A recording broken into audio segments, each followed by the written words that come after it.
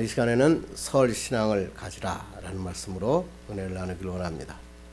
지난 주간은 우리 목사로서 또는 그리스도인으로서 참 힘든 시간들이었던 것 같습니다. 그것은 부천에 있는 여중생 사건 때문에 가슴이 너무나 아팠습니다. 사망한 자기 딸의 시신을 1년간 방치해주고 주님이 살려줄 거라 믿었다고 진술했다고 기사가 뜨고 뉴스에 나올 때마다 제가 가슴이 너무나 아팠습니다. 제가 그 기사를 보고 과연 그분은 어떤 사람이었는데, 그리고 이들의 삶은 과연 어떠했기 때문에 자기의 딸을 이렇게 1년간 방치하고 이렇게 살 수 있었을까. 그것도 목사님이시라고 하시는데, 그래서 그분이 어떤 분인가 한번 조사를 했더니 그 부천에 있는 목사님은 신학교 시절에 그렇게 공부를 열심히 했던 목사님이었다 그럽니다. 공부를 열심히 하고 집안 사정이 어려운데도 불구하고 독일 유학의 길을 떠나서 10년간 공부해서 독일에서 박사학위를 받았다고 합니다. 일남 이녀의 다정다감한 아빠였고, 거기서 이제 박사학위를 받았는데 아내가 암으로 죽게 됩니다. 그러니까 그 목사님이 이 아내가 암으로 죽게 되고 그러니까 한국에 들어오게 돼서 한국의 자기 모교에서 교수로 임용됩니다. 그런데 이때 교수라는 게 말이 교수고 겸임 교수, 그러니까 강사, 시간 강사하고 똑같은데 헬라어를 강의하고 있었다 그럽니다. 이 헬라어를 강의하다가 지금의 아내하고 만났는데, 새 자녀를 둔 남자를 받아준 초혼의 아내가 너무나 감사해서 그 아내와 행복하게 잘 살았다 그럽니다. 그런데 문제는 신학교에서 강의가 기껏해야 한 과목 내지 많으면 세 과목입니다. 여러분 신학 신대원 하신 분은 알지만 헬라어 강의는 원래 인기가 없고 항상 폐강이 되기 마련이기 때문에 헬라어 강의가 한 과목 이상 다시 개설되기가 굉장히 어렵습니다. 그러니까 이 겸임 교수라고 하는 것은 뭐냐면 정식 교수가 아니기 때문에 시간을 내가 많이 하면 급여를 많이 받는 거고, 그것도 시간이 적으면 급여가 거의 없습니다. 그리고 또 주말에는 조그만 개척교회를 목회를 하고 있었다 그럽니다. 그런데 자기가 박사학위까지 받고 그랬는데도 아무래도 교수 임명은 되지 않고 많은 생활고에 찌들리며 살고 있다고 합니다. 그래서 결국 아들은 가출하게 됐고, 첫째 딸은 독일에 있는 자기 지인의 집으로 보내줬고, 죽었던 그 막내가 셋이 살고 있었는데, 이 셋도 그 생활고 때문에 너무나 힘든 시간을 보냈다고 합니다. 결국 이 생활고를 이기지 못한 이 목사는 결국은 비극적인 결말을 맺고 말았던 것입니다. 저는 이 사람이 어떠한 과정이었느냐 그게 중요한 게 아니라, 제가 이것을 보면서 하나님의 사람, 특히 목회자, 목사가 된다는 것은 너무나 힘든 과정일 수 있다. 그리고 목사가 되었다고 모든 것이 끝난 게 아니라 목사가 된 다음 더 힘든 과정이 필요하다라는 생각이 들었습니다. 그런데 저는 이때 이 목사님이 어떠한 힘든 과정이었다 할지라도 잘못된 선택은 잘못된 것입니다. 그러면서 이 기사를 보면서 이런 생각을 해봤습니다. 누구나 목사는 될 수 있습니다. 누구나 신학교 가고 누구나 가면 시험 보면 목사 될 수 있습니다. 그런데 정말 중요한 것은 마지막이 목사인 사람이 진짜 목사인 것 같습니다. 목사는 됐는데 마지막이 목사가 아닌 사람은 그 사람은 불행한 사람이다, 이렇게 생각이 됩니다. 그래서 미국에서도 요새 유행하는 단어가 뭐냐면 피니싱 웰이란 단어입니다. 미국에서 나이가 오래 들고 이제 장수하며 살다 보니까 제일 중요한 게 피니싱 웰, 인생에서 마지막에 마무리를 잘하며 사는 것, 그것이 인생의 가장 중요한 거 아니냐. 그래서 책이 베스트셀러로 썼던 존 던톱이라고 쓰는 사람, 피니싱 웰이라고 하는 책이 있습니다. 이 사람 존 던톱이라고 하는 사람은 뭐냐면 노인의학을 하는 의사입니다. 이 사람은 이 많은 사람들의 노인들을 관리하고 그것을 치료하면서 마지막까지 잘 사는 방법의 인생 전략이 무엇일까? 그리고 그리스도인이다 보니까 그리스도인으로 삶을 마무리하는 방법이 과연 무엇일까? 그래서 책을 썼는데 그것이 바로 피니싱 웰이라고 하는 책입니다. 노인의학 전문으로서 경험들을 쭉 바탕으로 해가지고 그 경험을 가지고 마지막에 그리스도인이 마지막에 어떻게 잘 살 수 있을까? 마지막까지 하나님께 영광을 돌리는 삶을 살 수 있을까? 그리고 그 책에서는 9가지의 전략을 제시합니다. 그 중에서 제가 몇 개를 갖고 왔습니다. 첫째가 뭐냐면 하나님의 깊은 사랑을 경험해라. 예수를 믿는데도 하나님의 사랑을 경험하지 못한 사람이 많이 있습니다. 그냥 습관적으로 교회 다니다 보니까 진짜 하나님의 사랑이 나를 감싸고 있다라는 경험을 못한 사람이 너무나 많다는 것입니다. 두 번째는 뭐냐면 고난 가운데 하나님의 선하신 목적을 발견해라. 고난을 주실 때는 분명히 목적이 있으시다는 거예요. 그 목적이 뭔가를 한번 발견해야 된다. 세 번째 전략은 움켜진 손을 놓고 삶을 간수하라. 삶을 너무나 복잡하고 내가 가지려고 하는 것 때문에 욕심내며 사는 게 아니라 움켜진 손을 놓고 간수한 삶을 살아야 된다. 그리고 점점 나이가 많아지면서 남은 시간에 해야 할 일을 분명히 알고 마무리해라. 내가 남은 삶에 어떠한 삶을 살 것인가 결정하고 분명히 마무리하는 삶을 살아라. 그리고 마지막 전략이 뭐냐면 삶의 통제권을 주님께 맡겨라. 내가 이루려고 하지 말고 주님께 맡기면 하나님께서 이 모든 것을 축복하여 주셔서 인생의 피니싱 웰 잘 마무리하여 주신다. 그렇습니다. 여러분도 이러한 사건들을 보면서 욕하고 여러 가지 마음이 아프겠지만 그때 우리가 한번 생각해 보는 겁니다. 나는 내 인생은 정말로 어떻게 하면 피니싱 웰 잘 마무리할 수 있을까? 저도 이거 들으면서 야, 목사로서 제가 어떻게 하면 잘 마무리된 정말 하나님의 목사로서 마무리할 수 있을까? 그렇게 하나님 앞에 기도해 봤습니다. 여러분의 삶도 이러한 삶이 되기를 주님의 이름으로 축원합니다. 내일은 설날이죠. 음력으로 정월 초하루. 왜 우리 조상들이 이날을 설날이라고 불렀을까? 설에는 어떤 뜻이 있을까? 그래가지고 찾아봤더니 설에는 한 5가지의 뜻이 있더라고요. 첫째가 한국에서는 서럽다라는 뜻에서 설날이다. 그래서 여러분 이런 거 들어보셨어요? 서러워서 설, 추워서 추석. 그런 얘기를 항상 하죠. 새해가 들었는데 가난해서 벗어나지 못한 현실 때문에 너무나 서럽다는 거예요. 아침 차례를 치르는데 부모님 생각이 나니까 슬픔이 오기 때문에 복받치는 거예요. 나이는 더 한 살 먹게 보고 더 늙어가는 자신을 보는데 달라지는 건 별로 없어서 서럽다. 그래서 우리 조상들은 항상 말하기를 뭐냐면 서러워서 설, 추워서 추석 이런 말을 넣으며 살았다. 그래서 설이라는 말이 설날이 되었다. 이렇게 얘기하는 사람도 있습니다. 두 번째는 낯설다, 설익다. 새로운 시작이다 이런 뜻이죠. 새로운 것 때문에 아직 낯설고 설익었다 라고 하는 뜻입니다. 아직 생소하다 이런 뜻이죠. 세 번째는 뭐냐면 설레다 할 때 설자가 바로 설날의 설자다. 새해 일어날 일들을 기대하니까 마음이 막 설레지는 거예요. 야, 오늘 어떤 일이 금년에 2016년에 일어날까? 어린애들은 오늘 가서 세뱃돈 얼마를 받을까? 설렘이 있듯이 모든 사람이 설레는 마음을 가지고 산다. 그래서 설날이다. 네 번째는 뭐냐면 서다, 세우다 이런 뜻에서 설이 시작됐다. 새해가 되면 새로운 뜻, 새로운 계획을 세우는 거다. 그래서 설날이다. 그렇게 얘기했다 합니다. 마지막으로 설은 몸을 사린다라고 하는 뜻이라고 합니다. 그러니까 살인다. 이전까지의 실패를 반복하지 않기 위해서 새해가 되면 몸을 사리는 겁니다.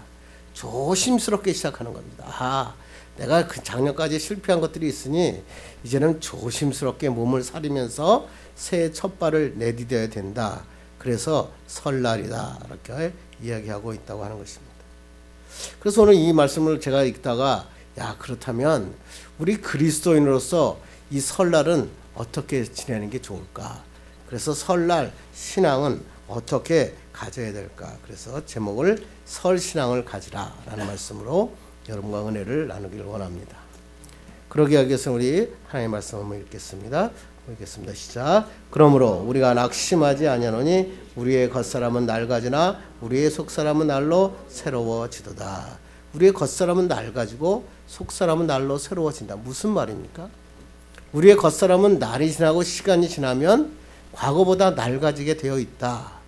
그래서 우리는 겉사람을 보면서 허무함을 느끼고 서러움도 느낀다. 그렇습니다. 모든 사람은 태어나면서부터 동일한 목표가 하나가 있는데 죽음을 향해서 달려가고 있잖아요. 언젠가 죽을 그 죽음의 종착역, 그것을 향해서 끊임없이 달려갑니다. 그런데 그 달려가는 속도가 좀 다르다 그래요. 그러니까 5살 먹은 아이에게는 시속 5km로 왜 이렇게 빨리 안 가냐. 그래서 애들이 너의 꿈이 뭡니까? 그렇게 물어보면 꼬마가 뭐라는 줄 알아요? 어른이 되고 싶어요. 그랬어요.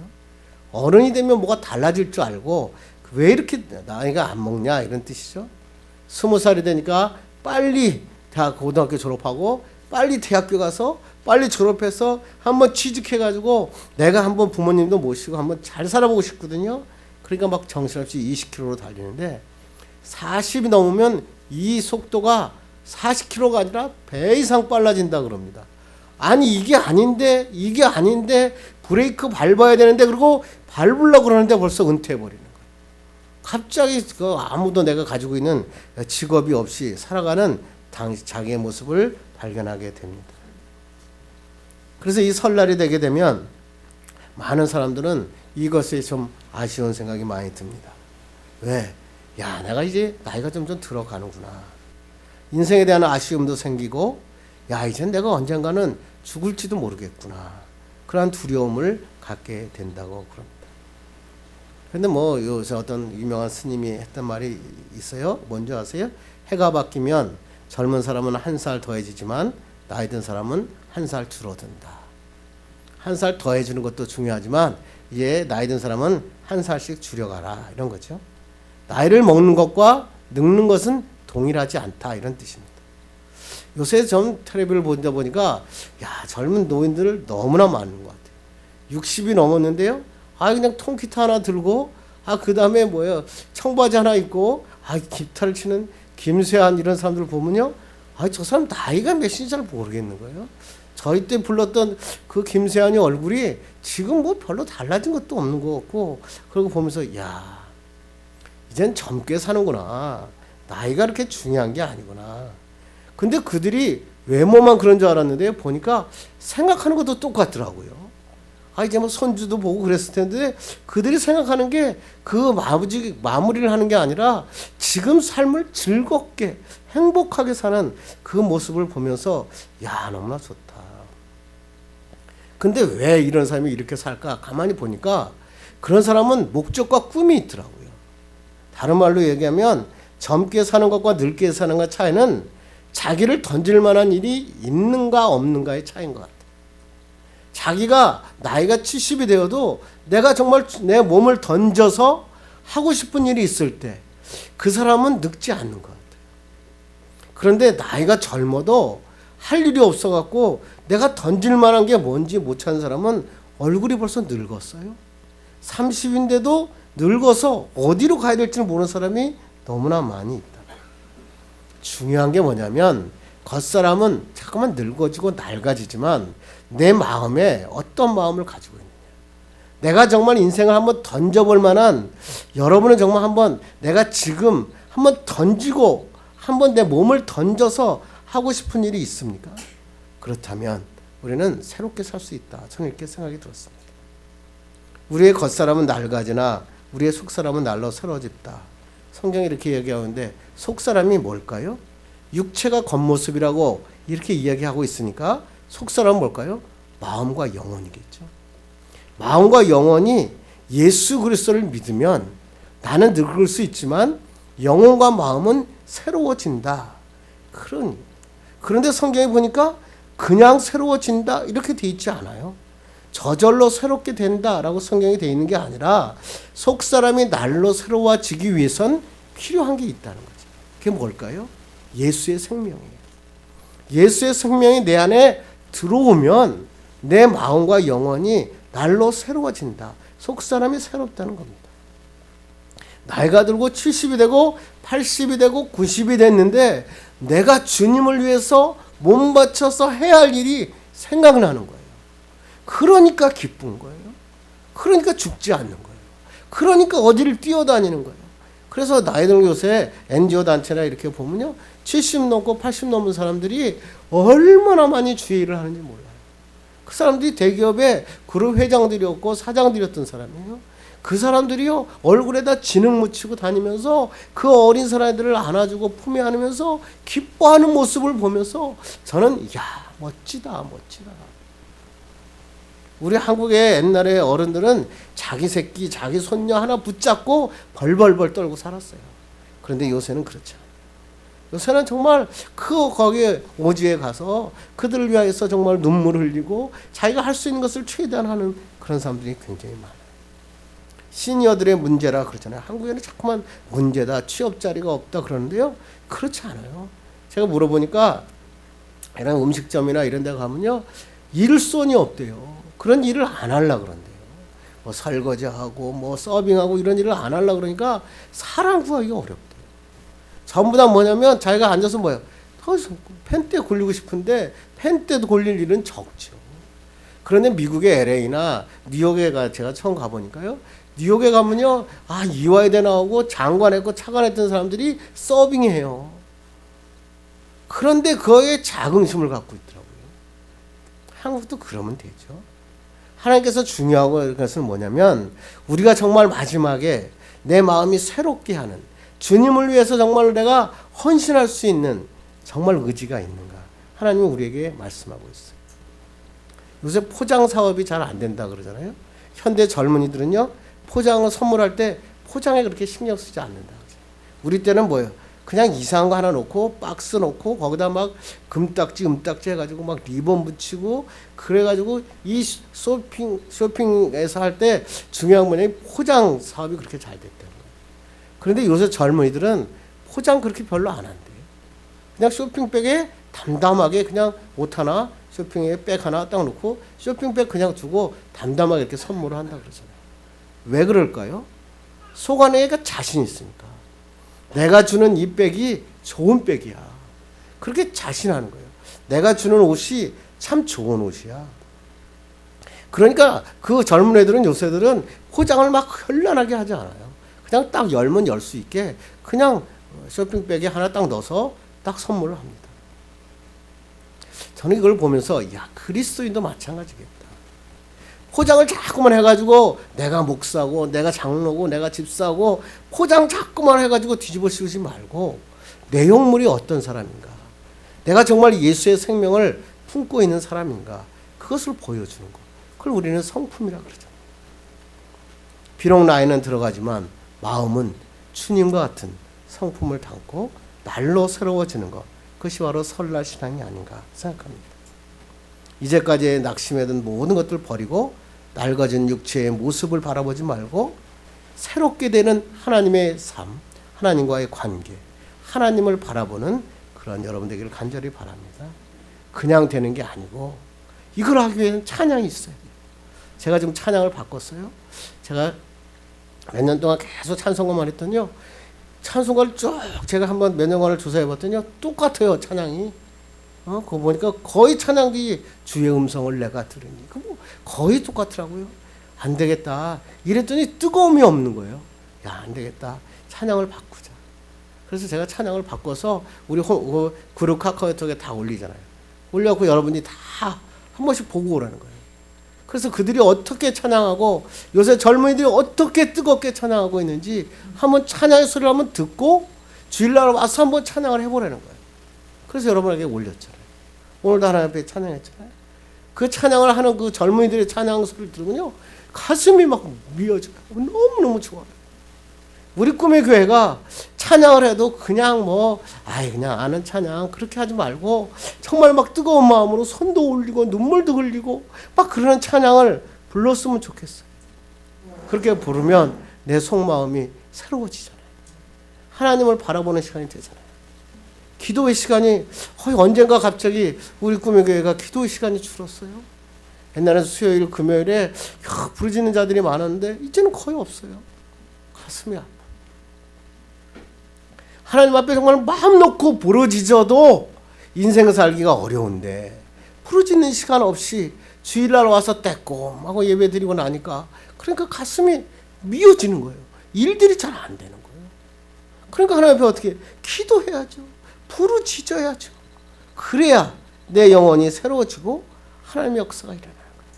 하나님의 임재를 바라보는 예배가 있어요. 예배를 드릴 때 그냥 예배 빨리 드리고 와서 빨리 오늘 어디 가야겠다. 그게 아니고 이 시간은 하나님의 임재를 갈망해보자. 그래서 하나님의 성령 충만을 갈망하는 예배를 드리는 거예요. 이렇게 되면 예수의 생명이 내 안에 거하게 되고 내 삶의 주도권이 주님께 맡겨지고 날로 새로워지는 하나님의 사람이 되는 것입니다. 이 설날에 우리 새롭게 하는 여러분 되기를 주님의 이름으로 축원합니다.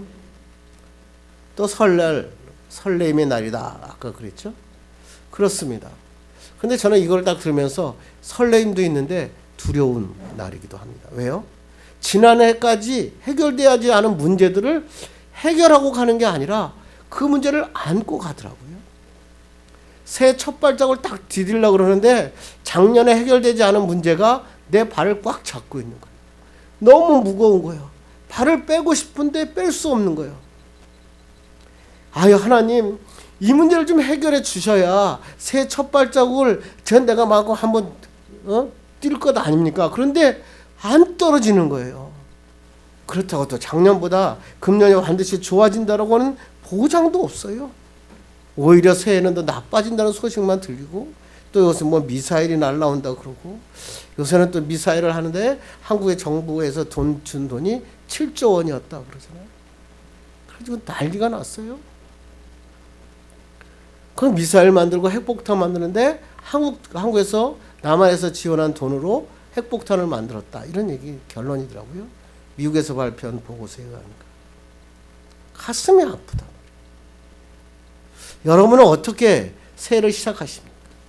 오늘 설날인데 여러분이 이 모든 문제 해결하셨습니까? 그런데요, 성경에 보면 고난에는 두 가지 고난이 있더라고요. 하나는 뭐예요? 여러분 너무나 잘 아는 터널 고난이고 하나는 동굴 고난이에요. 터널 고난은 뭐냐면 통과하면 새로운 세계가 열리는 고난이에요. 동굴 고난은요, 그냥 계속 끝도 없이 그냥 파고드는 고난이 동굴 고난이에요. 신앙인에게 고난이 없다라고 성경에 기록되지 않아요. 신앙인에게도 고난은 있다. 그런데 신앙인에게 닥친 고난은 반드시 터널 고난이다. 통과하면 하나님의 영광의 빛이 나타난다. 그래서 우린 기뻐하는 거예요. 그래서 설레는 거예요. 여러분 지금도 아직도 해결되지 않은 고난이 있죠? 이 터널이 왜 이렇게 깊어요? 그냥 몇 미터 하고 끝났으면 좋겠는데 몇 킬로까지 가는 그 터널도 있잖아요. 그런데 그때 우리가 어떻게 해요? 터널의 끝을 바라보는 거예요. 설레는 마음으로 설날을 시작하는 거예요. 하나님, 주님께서 이 길을 만드셨으니 주님께서 이끌어 줄 줄로 믿습니다. 그게 바로 17절이에요. 우리가 읽겠습니다. 시작. 우리가 잠시 받는 환난에 경한 것이 지극히 크고 영원한 영광에 중한 것을 우리에게 이루게 함이니. 뭐라고요? 환난이 이 땅에서 잠시 받는 거지만 이 환난은 뭐라고요? 하나님의 영광, 영원한 하나님의 영광을 위해서 존재한다. 그러므로 환난을 받을 때 우리는 감사하며 이 영광을 바라볼 줄 아는 여러분 되기를 간절히 바랍니다. 정채봉 시인이라고 제가 몇 번 얘기했던 시인이 있죠. 그 사람이 처음에 마음으로 돌아가라고 하는 책에 이런 얘기가 나옵니다. 광야로 내보낸 자식은 콩나무가 되고 온실로 들여보낸 자식은 콩나물이 된다. 무슨 얘기냐면 콩나물과 콩나무는 같은 콩알에서 시작한다는 거예요. 같은 콩알에서 싹이 나는데 전혀 결과는 다르다는 거예요. 콩나물은 실내에서 알맞는 모든 것을 다 감싸주고 햇빛도 가려주고 물만 부어요. 그러면 이 콩나물은 뭐냐면 자기가 자라나는 것밖에 없는 거야. 아무것도 생각 안 하는 거야. 그냥 자기만 쭉쭉쭉 뻗다가 물이 오면 그날 나중에 콩나물 돼가지고 끝내는 거예요. 근데 콩나물은 뭐예요? 메마른 땅에 그냥 바람이 불고 막 여러 가지 오는 거예요. 환란이 오는 거예요. 그러니까 얘가 막 다리에다가 막 뿌리를 내리는 거예요. 그런데 얘가 나물이 안 되고 나무가 되는 거예요. 그리고 이 콩나무는 결국에는 수백 배, 수천 배의 콩을 생산하게 된다는 겁니다. 이 정채봉 시인이 하는 얘기가 뭡니까? 시련 없이 자란 인생과 시련이 자란 인생은 열매가 다르다.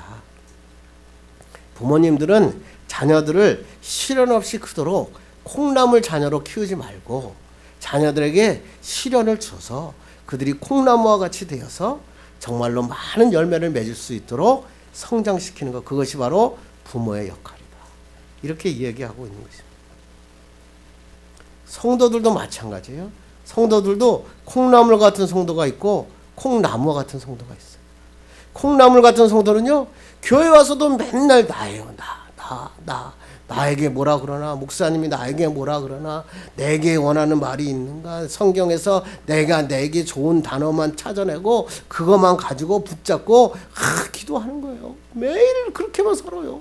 그러니까 매일 불평이고 매일 어려움이 와요. 그러니까 성장해도 기껏 그냥 자기 집안 식구, 그냥 자기 가정에 그냥 나물 하나 되는 거예요. 그런데 어떤 사람은요, 시련을 이겨내요. 교회 나와서 봉사하다가 깨지고, 어떤 사람들이 비난하니까 그것 때문에 가슴 상고 아픈 거예요. 근데도 그것을 자꾸만 이겨내요. 이겨내다 보니까 그 사람은 열매가 맺는 거예요. 그 사람 주위에 있는 단체는, 공동체는 부흥하는 거예요. 기적이 일어나는 거예요. 광야 같은 고난의 길을 걸을 것인가? 아니면 정말 온실 속에서 햇빛을 가리는 그러한 온실 속에서 콩나물걸 같이 자랄 것인가 결정해야 됩니다. 여러분, 어떤 분은 설날 이제 내일부터가 두려우신 분이 있잖아요. 그때 걱정하지 마세요. 하나님의 믿음을 바라보는 거예요. 하나님께서는 여러분에게 놀라운 축복의 길을 열어놓으셨어요. 모든 것은 믿는 대로 이루어집니다. 모든 것은 바라보는 대로 가게 되어 있습니다. 이 말씀을 붙잡는 거예요. 왜? 하나님이 나를 사랑하시고 하나님이 나와 동행하시기 때문에 그렇습니다. 미래에 대해서 걱정하고 근심하는 것 불신앙입니다.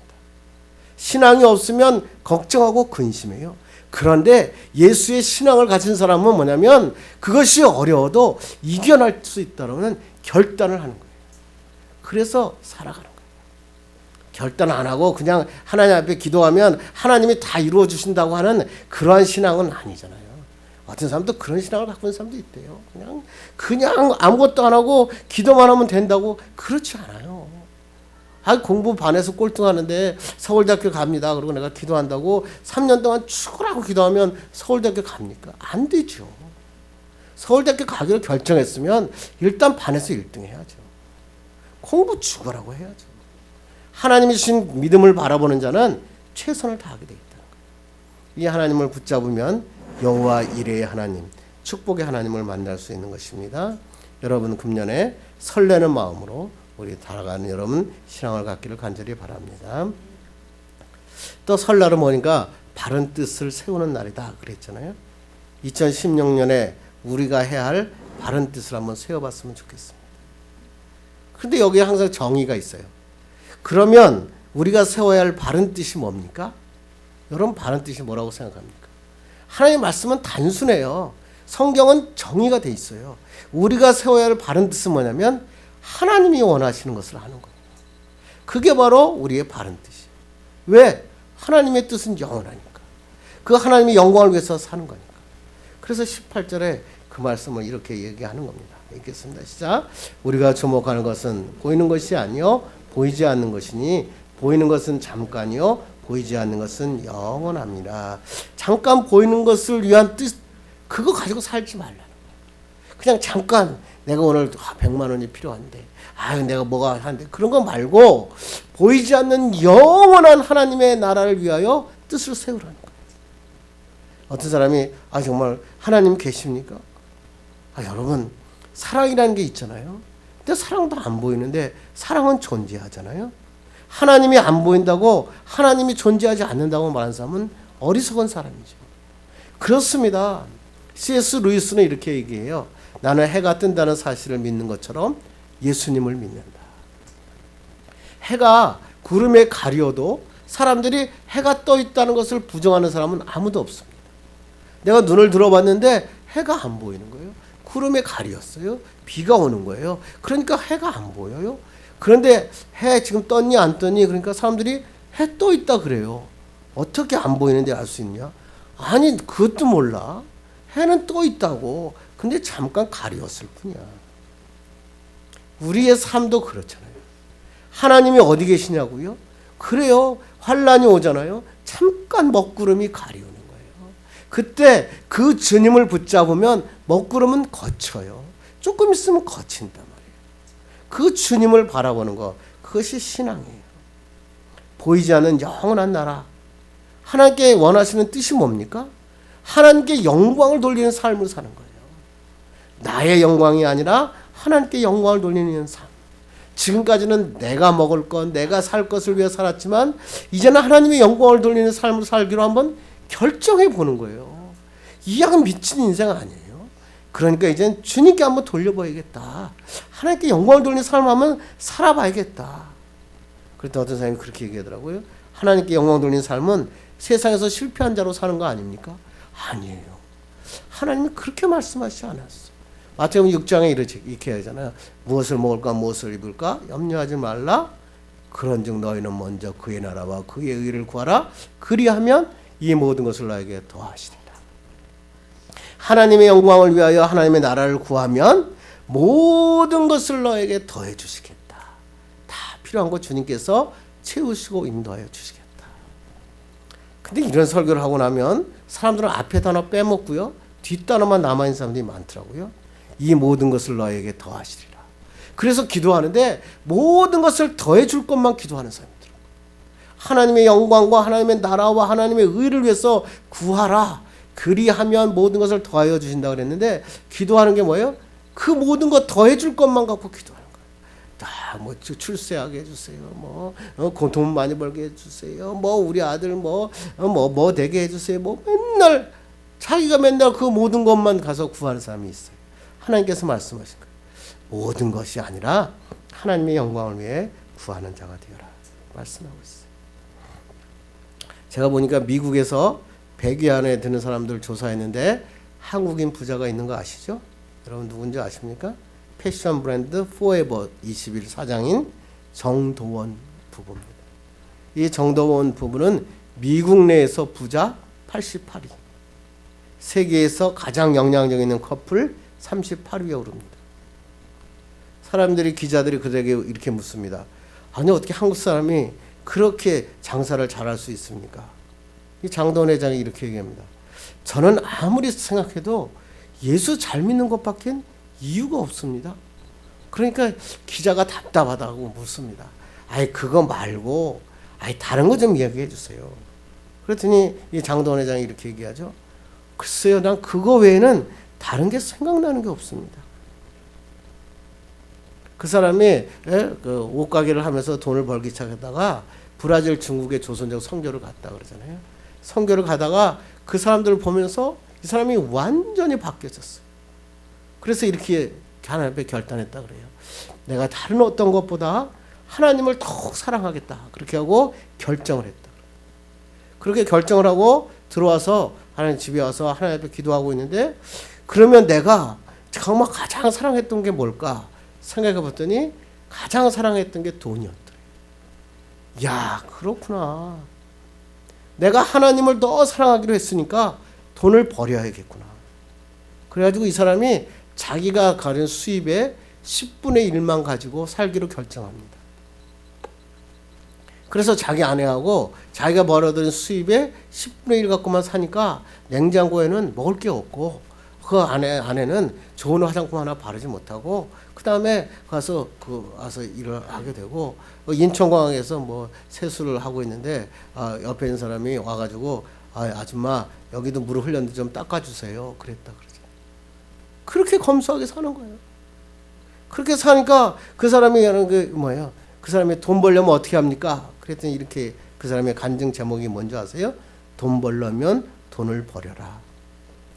돈 없이 살 수 있을 때 돈을 벌 수 있다. 이런 얘기입니다. 이 사람은 이렇게 간증하더라고요. 뭐가 성공이고 뭐가 부자인지는 잘 모르지만 내가 하나님을 사랑하고 사랑하는 하나님의 영광을 위해서 나는 살아가고 있을 뿐이다. 아유, 우리 꿈의 교회 여러분들이 이런 사람이 되면 얼마나 좋겠어.